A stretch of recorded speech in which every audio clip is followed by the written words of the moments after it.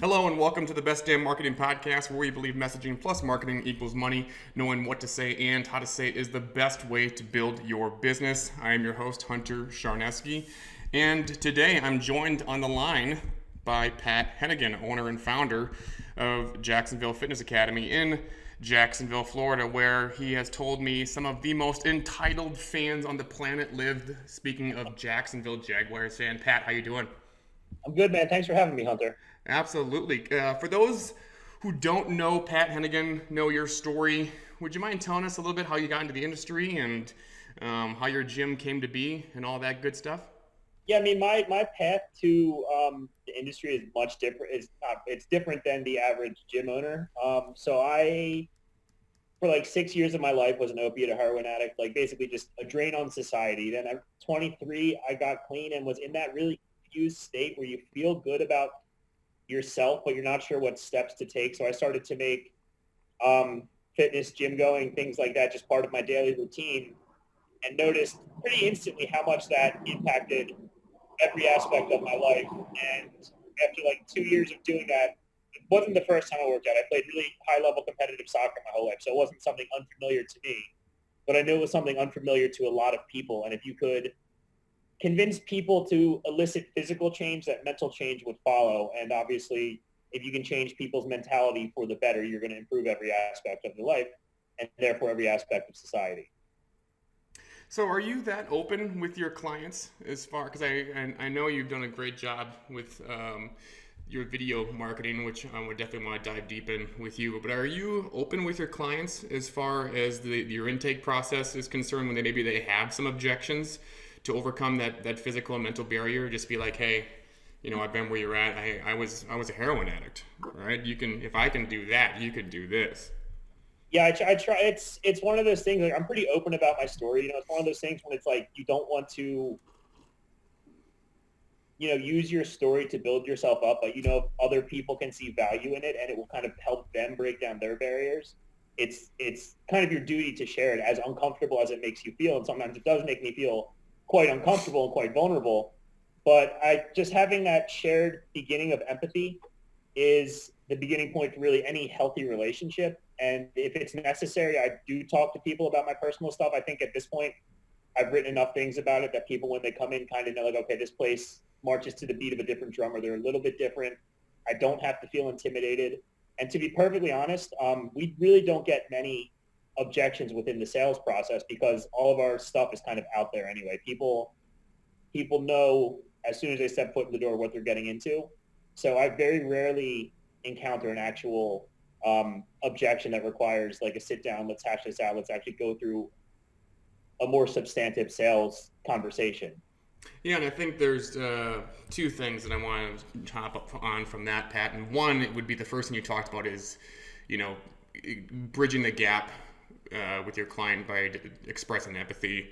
I think it is. I think you're right. I think it is our duty. Our mess is our message, right? I mean, I'm a writer. You're a writer, and I think the most basic definition of a story is a character who wants something and has to overcome conflict to get it, right? Without the conflict, there is no story, right? If Jason Bourne is never having to wonder what his identity is, the movie sucks, right? If Liam Neeson's daughter doesn't get kidnapped, Taken is not a movie. It sucks, right? Yeah.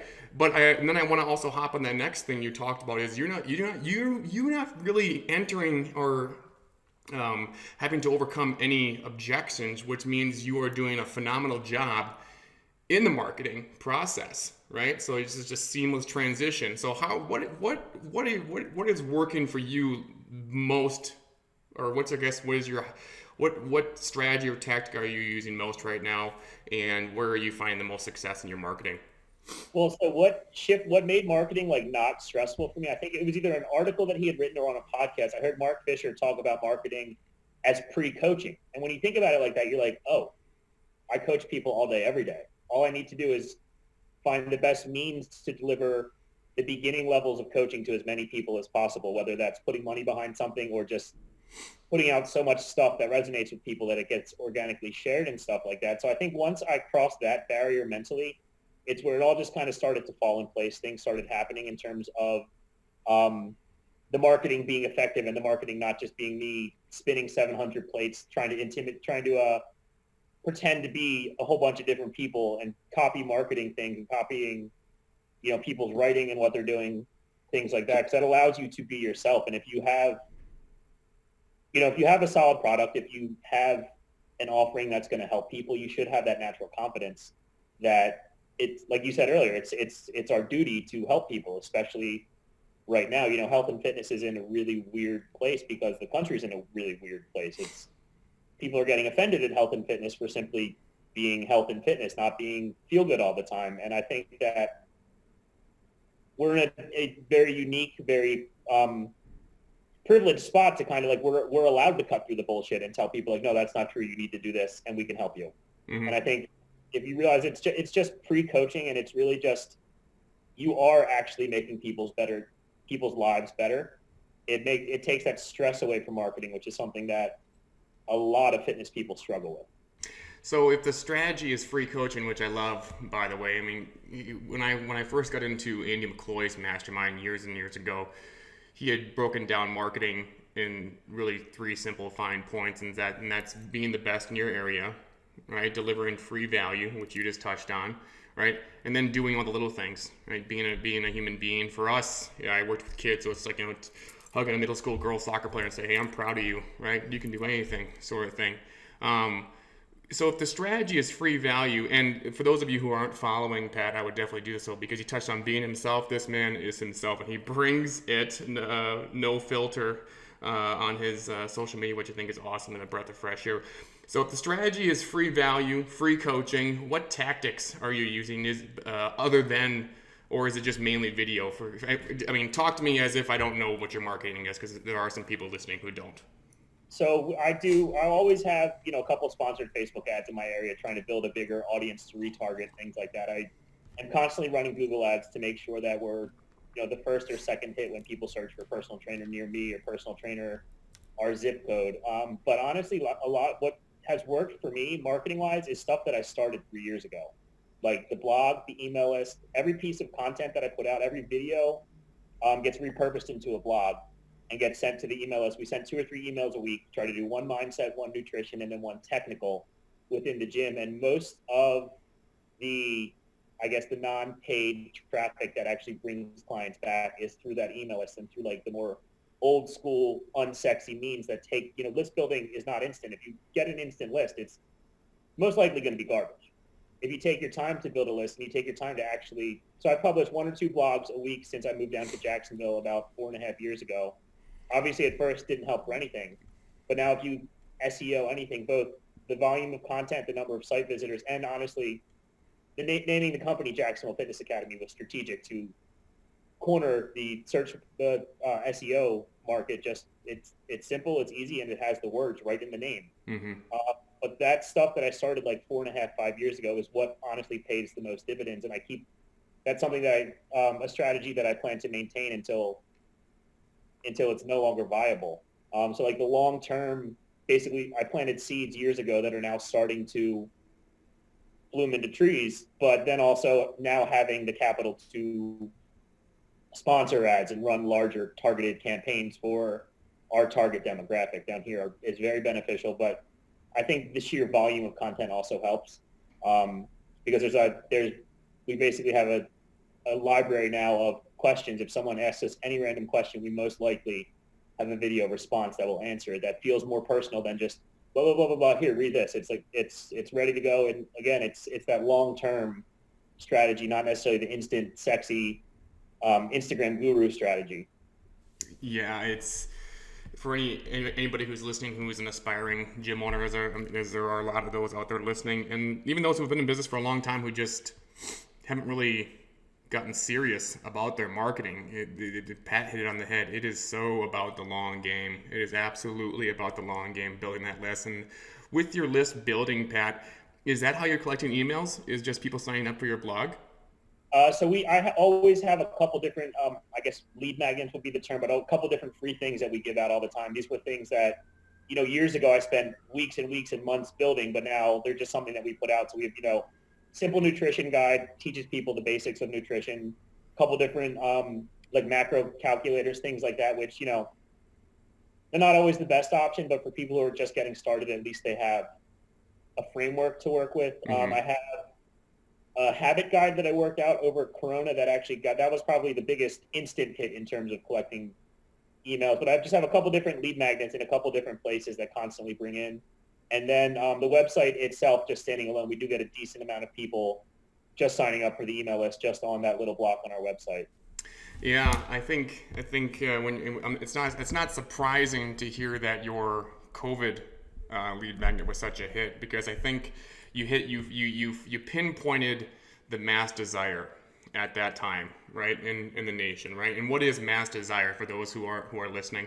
Mass desire is the public spread of a private want, right? So everybody's thinking these things that Pat was talking about, but then when Pat presented it, they're like, oh shit, like that's me. That resonates with me. Like some people don't even want to admit it, right? So I thought, I mean, that's brilliant. That's absolutely brilliant. With your lead magnets, Pat, and there's no judgment here. I'm just asking. I'm curious.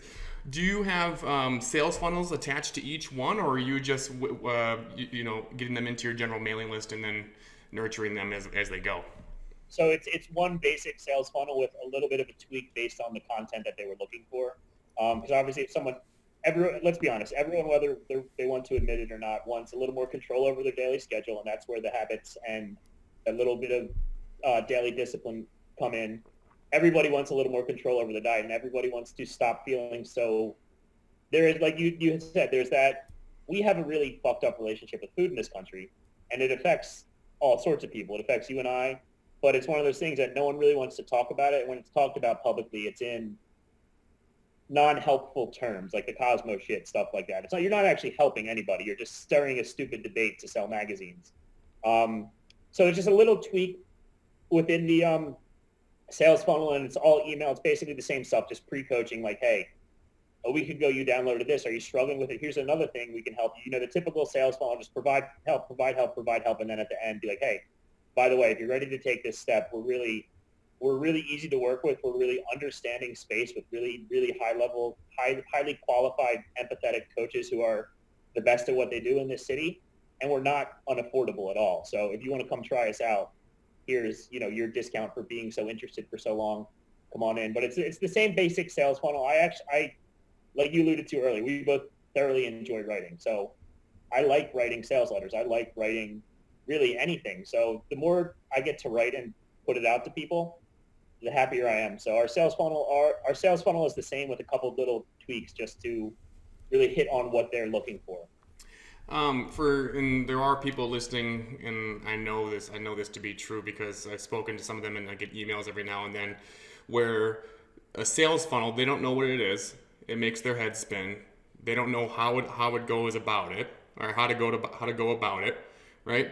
So with anybody listening right now, would you be willing to just be like share a little bit about what your sales funnel process is? Is it like 2 emails a week over 6 weeks and then followed by a 5-day sales campaign? Is there certain things that you're using as far as words in the subject headlines to get a higher open rate and all this stuff? And I mean, we can talk about this for hours and hours and hours, but just a general overlay of that sales funnel, because I know you own that traffic in Jacksonville, right? And I'm sure a lot of people listening want to own their traffic wherever they are. So if you could just peel back the layer a little bit without giving away all your secrets, I think the listeners and myself selfishly would be very appreciative.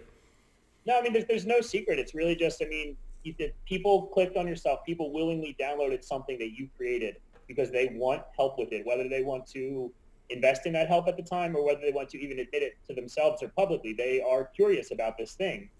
So if there's that hint of curiosity and you're not following up with it, you are shooting yourself in the foot business-wise, and you're also not really fulfilling your duty as a coach. I mean, we're supposed to see these things to the end. And like you alluded on earlier, it's every single person who downloads your stuff, every single person who expresses interest in something, they're their own self-contained story. It's not like this big grand story we're talking about. We're talking about all these people who are the main character in all their own story. So you need to help them. You need to be the one to actually have the balls to follow up with them, have the balls to provide some kind of guidance that they obviously are searching for so that they can actually see their story through or see the little part of their story that you can be involved with develop into what it should be. So the sales funnel is very simple. It starts off one email to 10 days after they download the product or after they express interest. Just kind of like, hey, you downloaded this. I'm sure it's a little confusing. Here are a few extra things. It's a little more reading. It's a little more work. But if you actually want to work your way towards solving this problem, here's another thing. Then 5 days later, they get a second follow-up. 3 days later, they get another one. And then every day for 3 days, they get an email with the last two being like, hey, by the way, this is what we do. We're very good at what we do. Here's a couple videos of people's success stories just like you. And here's how we want to help you right now. And here's a little bit of money off the first month to get you started to take that awkwardness away. In terms of the opening, the headlines, that's where I always struggle, if I'm being perfectly honest, writing the headlines. I think that, the best writers, the best storytellers, the best marketers, the most successful people can make very complex ideas very simple and very digestible. Like everybody wants to write like Hemingway because he can write a self-contained story in 5 words that actually makes you feel something. That's something that I am very aware that I'm not the best at. So it's something that I hit and then I miss. Let's just put it that way. Mm-hmm. But I'm always tweaking it, and I'm never afraid to try something new, even if it internally makes me feel like it's not the right thing to do. I'm not opposed to experimentation when it comes to those things, just because I know that's how I will improve it. But honestly, the more straightforward we are in the email headlines, that's what have the highest open rate. So if the email headline is something very straightforward and somewhat provocative, not in an offensive way, that always gets like the 65-70% open rate. And when you say that something that the headline might make you feel a little bit uncomfortable, is it the headlines that come off as controversial, or the ones that seem a little heavy-handed, or? No, more in terms of like, am I being too simple with this? I always think that, we think that complexity equals sophistication and equals intellect, and that's something that is one of my personal flaws for sure. So sometimes I just think I'm being too simple and too straightforward. Nothing too used car salesman or anything like that. Just me overthinking things, essentially, which I'm sure is something every gym owner in America can relate to.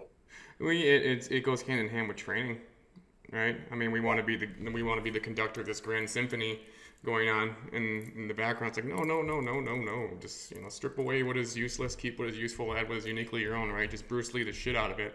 The same thing goes with your marketing and your words. Like, nobody is going to know what lessening your ground contact time means. A parent's not going to know that, right? They'll know, hey, this will get your kid faster. That'll work, right? So I think there's a lot of value there with what Pat just said in simplicity. What were you saying? Well, that's what they care about. Really, so much of what's annoying about the fitness industry is it's fitness professionals marketing to other fitness professionals. Like fitness people marketing to impress their peers or get noticed by someone who they look up to. And really, you're not serving them. You're serving the person who has no idea what a bicep tendon is or no idea what a femur is. And so you need to speak in their terms. Mm-hmm. And that we all struggle with, obviously. But the more you realize that you actually need to help the people you need to help, the easier it is in terms of selecting the words you use instead of trying to sound like the smartest guy in the trainer's locker room. I mean, that's something I struggled with for a long time, Pat. Especially when I went out on my own and opened my own facility, I was seeking significance, and everything I did on, especially with the marketing and stuff. It's, because I was any caption, email, anything that I wrote to our list or put out there for social media, it's like I was trying to talk to Derek Hansen or Joe Ken. It's like, and they would probably be the first to say that they have no right to say anything about my business because it's specific to me, right? And they probably don't give a fuck what I'm saying anyways, right? Because I'm not marketing to Derek Hansen, right? I'm marketing to a middle school girls soccer player. So, meet them where they're at, not only with training, but with your words, right? Really how you help them in the long run. That's how you actually get to coach them. Yeah. This is the whole purpose of us being coaches. Mm-hmm. When did Jacksonville Fitness Academy open? Which I think is also another thing that a nugget that Pat glossed over there. Putting the name of the city in your gym name as well as what you do is so crucial. I mean, I think Eric Cressy says to this day that he would go back and change it instantly, right? From Cressy Sports Performance to something else, right? And I mean, he has more name cash in the country too. You know, probably the most successful athletic training facility in the country, and he wants to change it to something simpler. Mm-hmm. Yeah. Well, we also wanted to have the hashtag JacksFit, because I noticed that I did a lot of research, and obviously everything in Jacksonville is Jacks. They don't actually do the Jacksonville or Duval, it's JAX. Mm-hmm. And wanted a company name that was hashtagable, as it's something you obviously have to consider. And I'm not personally, I hate social media for personal use. Business-wise, I love social media because it's how else would you get to reach into some stranger's phone and be like, hey, I can help you. Mm-hmm. But so Jackson, we opened, so we just had our 4-year anniversary. Congrats. October 17th was the date we opened. I did everything myself for 2 years, a little under 2 years, you know, as you can relate to, as we talked about, at the gym at 4:30 in the morning, leaving 7:30 at night. But yeah, we just had our 4-year anniversary. I guess we're 4.5 years at this point, 4 years, 4 months, something like that. Congrats. And what were you doing, or if you could go back to when you opened and tell that version of yourself, okay, this is what you need to be like. Hey, you're a business owner now, right? It's not, you don't just own a gym, right? This is a business, right? And that's the conversation I have to get. I talk to a lot with people who are just opening gyms. It's like, hey, this is not just a fucking place to train, right? Yeah. This is a business, right? And what would you tell that version of yourself from a marketing standpoint? Be like, okay, this is what we need to do. Like, you fucked this all up, right? Let's go back and let's do this instead. So what I would get help right away. Not help, but, you know, hire people so you can get some of your time back, so you can actually focus on the stuff that will grow the business, not just training every client, writing every program, mopping every floor. And I also think something that I fell into that I see with a lot of my friends who are now opening up gyms is they want the sexiest, best equipment, when that's not what's going to set your gym apart at all. You see plenty of gyms that go out of business that are then selling Sornax racks that they purchase 5 of, yet they can't even fill the space. Mm-hmm. So I definitely fell into that a little bit. Luckily, I didn't go too overboard. And then also having open floor space is something that is huge. We've been through a couple different iterations at JacksFit. So at first, my wife was teaching classes there, so we had a separate classroom, which I'll FaceTime you and show you where in the facility it was. So the training area was significantly smaller. And we had this like 800 square foot classroom. She would teach, you know, basically female-centric fitness classes, bar class, stuff like that. And then when she got pregnant with Fiona about 1.5 years in, it was the placenta developed in a place where she couldn't do anything for 6 months or something. So we made the decision to cut classes. And about 3 months later, we tore the classroom down to open the space up. But the facility was there was no open floor space because there was so much equipment, because I wanted, you know, the coolest bars, the best racks, all this cool stuff. I wanted the Rogue Barbell Club sticker on the door, when not once has a client asked me, hey, what kind of barbells are these? Like, hey, are these plates? You know, but yeah, definitely. And that's an ego thing, not wanting to hire anybody. It's like, this is my place. Everyone's going to train my way. I'm the best trainer here. I'm going to show you. And I mean, I still have bags under my eyes from those 2 years of me doing everything, because it's soul crushing. But if you can find a way to save more money than you're spending in terms of don't buy every cool piece of equipment, free up your time so you can actually learn marketing, you can actually spend some time thinking about what you actually provide other than this is the best place to train, because that doesn't mean shit to anybody. Mm-hmm. And keeping some open floor space, because you don't know what the future holds. Yeah, that was definitely a mistake I made. I did not make a mistake opening where I opened. I opened up in a pole barn with no overhead, but then I made up for that mistake I made up for that non-mistake with a huge mistake, buying 3 pieces of West Side equipment, an inverse curl, a fucking belt squat, and there was one more thing. Reverse hyper. Yeah, how many fucking athletes use that? Okay, exactly 0. Like, I used that. That was for my powerlifting career. Like, they did absolutely nothing to grow my business, and all 3 of them together cost over $12,000, right? Yeah. So, no, that's great point. That's great point. What What do you got? What's on the horizon for the rest of 2021 now for Jacksonville? As far as, do you have anything going, like, going on from a marketing calendar standpoint for the rest of quarter one and into quarter two? No, nothing special. I mean, we keep our marketing very simple. I don't actually really kind of ever follow the typical cyclical marketing calendar. People like market for this holiday, market for this holiday. If every business is doing it, 95% of the businesses are going to fall on deaf ears because everybody's sick of it. Mm-hmm. So we keep the marketing calendar kind of unique to our business. We keep the marketing calendar based on trends that we noticed within the facility itself. So I'm lucky that I'm at this point. I have 4 amazing trainers who work for me. I only train one-on-one clients. I don't do any of the semi-privates anymore, which accounts for 95% of the business. We're the only company in Jacksonville that does semi-private training, so we can actually provide personal training at a lower price. And we don't ever market on price or anything like that. We're not looking for people who are looking for a deal, but just the reality is that if we can charge less for personal training quality, people can train more often and get better results and be better walking billboards for our business. So I get to sit back and kind of observe the trends. I get to be the one where people come and ask the questions like, hey, I'm struggling with this. What should I do? So I always keep a notebook of what people are struggling with.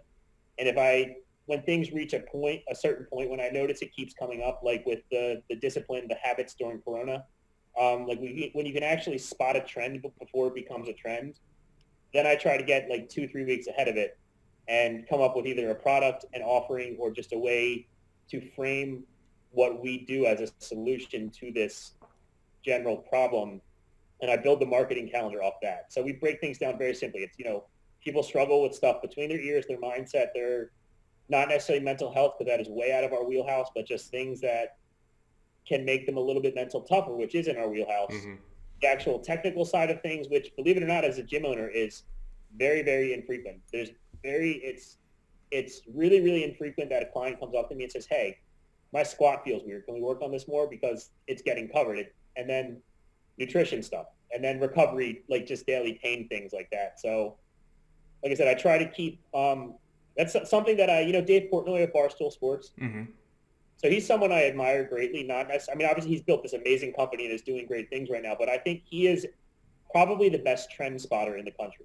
And that's why Barstool is such a gigantic company now and worth so much money, because he can spot trends right before they happen and then capitalize on it with something simple, like even like that Saturday is for the boys flag. I mean, how massive is that? And that's just him sitting back, noticing, and then creating a product or a solution to fit this trend that he noticed. So I try to do something similar, obviously on a significantly smaller scale when it comes to the marketing calendar. But that also, it means that we always have a purpose-driven marketing calendar. It's not like, oh, it's Valentine's Day. Shit, how can we, make something funny and cute for Valentine's Day? It's like, I don't give a shit about that. I don't give a shit about Valentine's Day. That's not actually going to inspire somebody to come and want to change their life in the gym.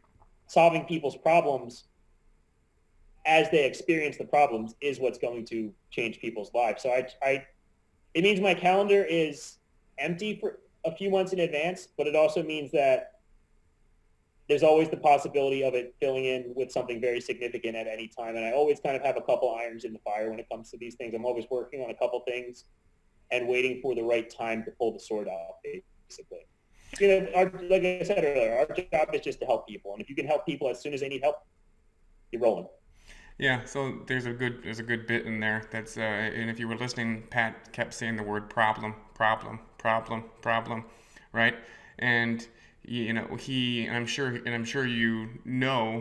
that when you're marketing, you are consciously agitating that problem, right, in your marketing, because nobody gives a shit, right, until there is a problem, right? We've got to talk about our clients' problems. I think people think that's really manipulative, and it's not. I mean, even the definition of manipulation is to wield with great power, right? So I don't think there's anything malintent about it, right? Like you said, it's our duty. You should be morally obligated to do that. Well, it's something that it's funny because it's what you notice in society. Everyone wants to dance around problems, but no one actually wants to address it. So if we have problems that we can solve very simply and for a very reasonable rate for people, we have to address it. We can't be scared like everybody else. I mean, you're going to get blowback for everything you say nowadays. You can't be scared of someone pushing back because you said, hey, Maybe you're feeling a little overweight after the holidays and you feel like crap.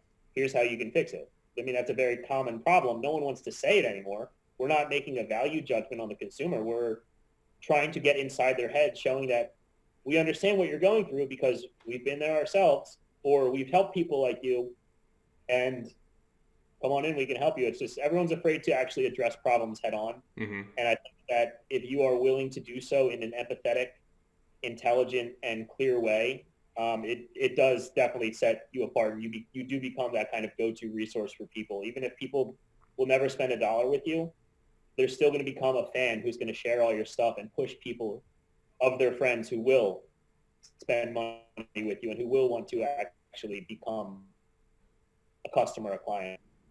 Yeah, and with that, that's one of the questions I want to end with because you just touched on it. And now I want to know.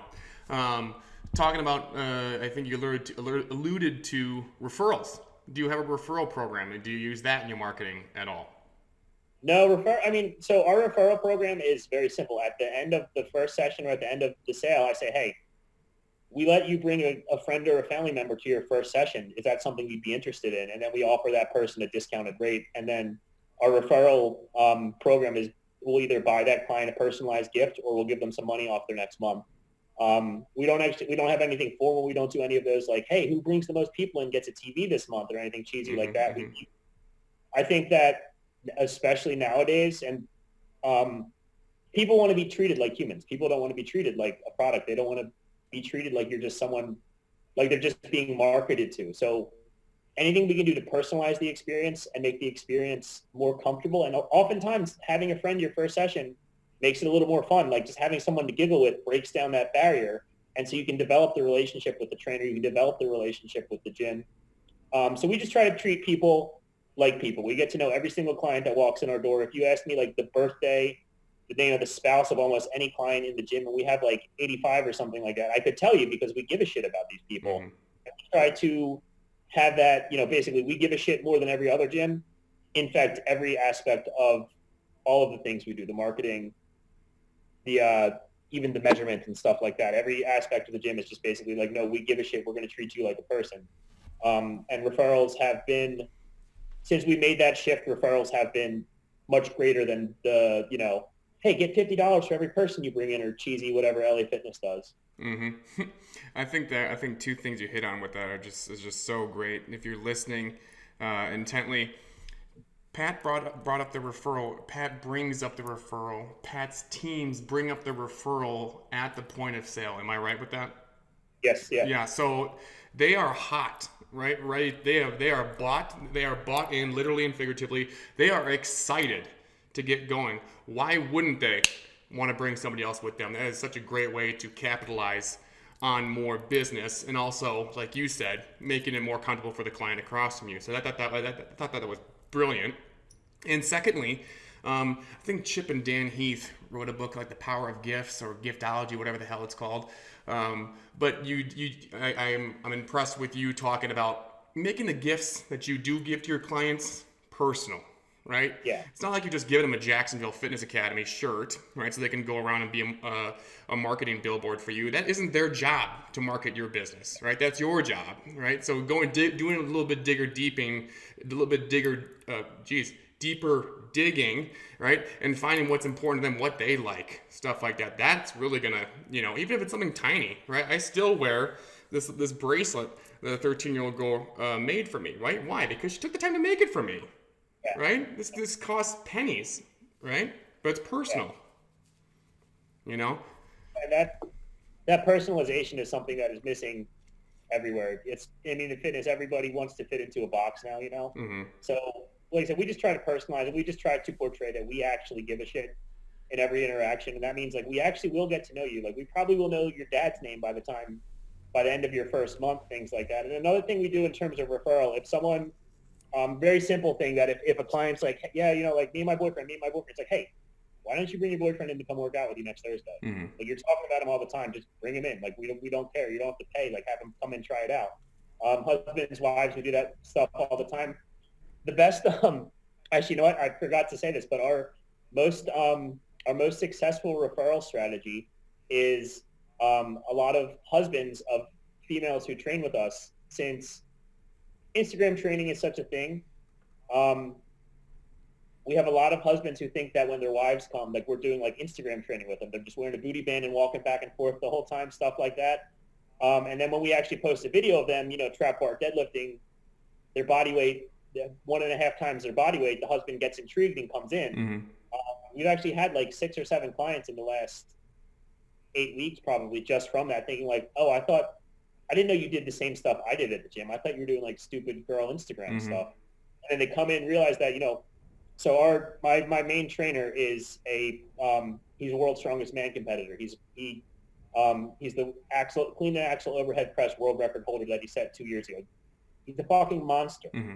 And when the husbands come in, they're like, oh, okay, yeah, can I sign up for 4 times a week? Mm-hmm. Just kind of like, and that is a little bit of agitation too, so when the husbands come in their first session, first thing we'll do is we'll throw them a booty band. Like, okay, that's for you today. Just personalizing it, making it funny, but at the same time, bringing more people in by, like you said earlier, slightly agitating things. Yeah. But in a fun way. Yeah, you're shifting the paradigm as to what fitness is in your community there. Pat, is there any bits of wisdom that you want to leave the listeners with regarding their marketing before I let you go? No, I think that, and this is something obviously I struggled with, I'm sure you struggled with, so much of it is just the confidence. With the confidence, 1, to market yourself, and then 2, to market yourself as yourself. Everybody sees, Luca's videos. Everybody sees Mark Fisher's videos. Everybody sees Eric Cressy's videos. And 95% of the fitness industry is just people pretending to be somebody else because they're not confident to stand on who they are. Mm-hmm. And I don't know if there's another industry that has that type of insecurity where it's just basically a bunch of people pretending to be a bunch of other people. And it all starts to sound the same. So if you, 1, have the confidence to use your voice, even if it sucks at first, because that's the whole point of developing. It's just like writing. First draft is a first draft for a reason. It's going to fucking suck. It needs some editing. It needs some work. It needs more eyes on it. It needs to marinate in your brain a little more. And then the confidence to actually market, because so many fitness people are scared of other fitness people making fun of them or commenting or being like, well, your client had a rounded back. And who gives a shit? I mean, it's just this big circle jerk of insecure people trying to have this fake ego over shit that doesn't matter to the everyday person. And in doing so is actually hurting the people that they are proclaiming to help. Mm-hmm. So I wish that more fitness people had the confidence to, 1, put themselves out there, and 2, authentically put themselves out there, because we're at a point right now. I mean, if you look at the statistics for obesity, general health, they're terrifying. Like, we are probably 1 decade away from being in Wall-E, where we're all rolling around in wheelchairs with big gulps, or big gulps sewed to our lips. Mm-hmm. We are preventative medicine, not in terms of stepping out of our wheelhouse, but by getting people stronger, by getting people fitter, by getting people in a better metabolic place. We can actually shift the course of people's lives, and that shifts the course of families' lives. And if you shift the course of enough families' lives, all of a sudden you shift the course of a town. And, it goes out like that. And I wish that more fitness people had the confidence to carry their message forward without giving a shit what other fitness people thought of them. Wise words from a man who's been performing at a high level for a long, long time. I can't thank you enough for taking the time to come on here, Pat. Thank you so much. Thanks for having me, man. It was a pleasure. You got it. That's all today for this episode of the Best Damn Marketing Podcast, where we believe messaging plus marketing equals money. Knowing what to say and how to say it is the best way to build your business. We are out of here.